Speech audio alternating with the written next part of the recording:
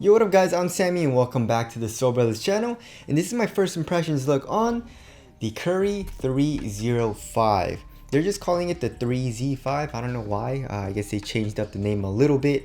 Of course, this is from Curry brand, maybe, or Under Armour, I don't know, we can see Steph Curry's logo here, but it's basically the same company, right? So this shoe is actually very cheap, it's going for 80 bucks, and the 3.0 line has been hit or miss for me. I mean, it's never been like a really good performer. Some of the shoes have been pretty good, and some of the shoes have been, well, I haven't really liked some of the shoes, but anyways, if you guys do want to cop, I'll leave a link in the description box, but let's get it started off with the Tracciones.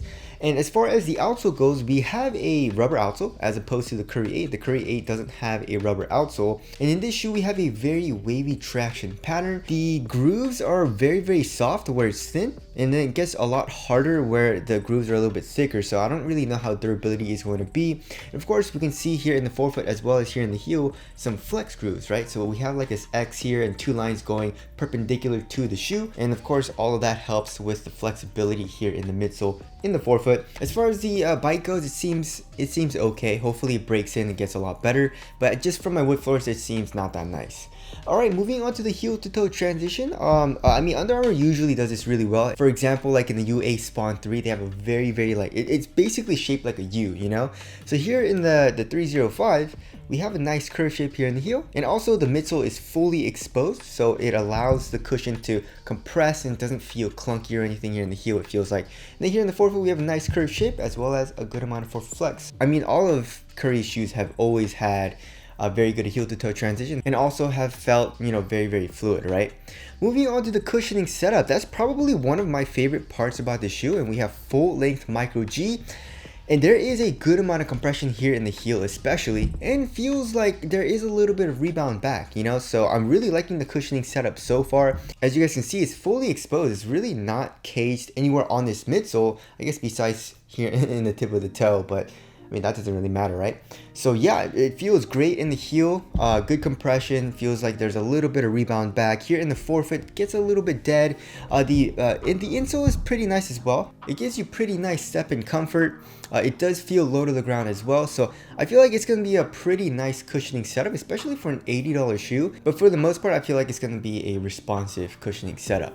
Alright, moving on to the material. So we have a textile mesh material, and the quality of this mesh is actually not that bad. It's very thin, it's soft, it doesn't feel like it's like the most supportive material. But here in the toe box, actually covering pretty much the entire toe box, we have a fused material for extra added durability. Here on the lateral side, as well as here in the back of the ankle, and also on the medial side, we have some synthetic leather overlays, which I mean, for 80 bucks, you can't really complain. And this design draws a lot of inspiration from the Curry 8. As far as the tongue goes, the tongue has a good amount of padding, and then here on the bottom of the tongue, we have a very wide open mesh material.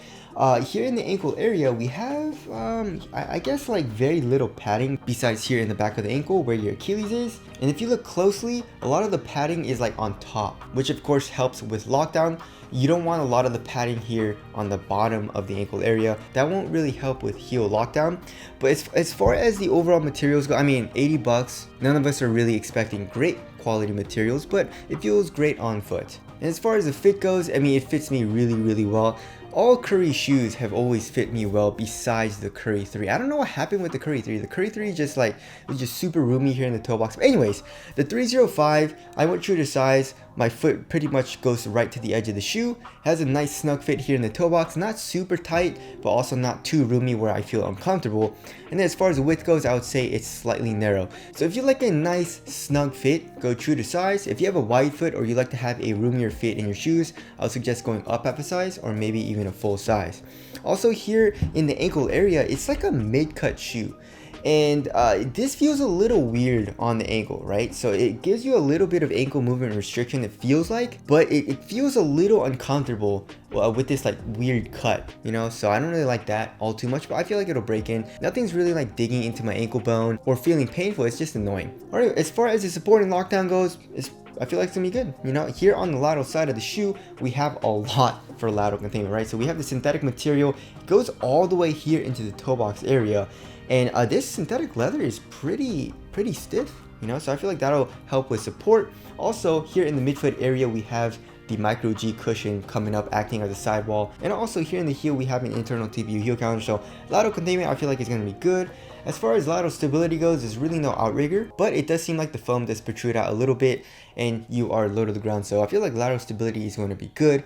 As far as ankle protection goes, it's probably going to be pretty good, not the best, but right now it feels like there is a little bit of restriction in my ankle movement when I put the shoe on. Alright, moving on to the weight, I'm guessing like 12 and a half ounces. I'm guessing like average weight, right? Yeah, so 12.2 ounces. So it is a good amount heavier than the Curry 8. It is using a rubber outsole. There is like synthetic materials and stuff like that on this shoe. Does it feel heavy? Not really. Like I said, it is average weight and it feels like average weight when I put the shoe on.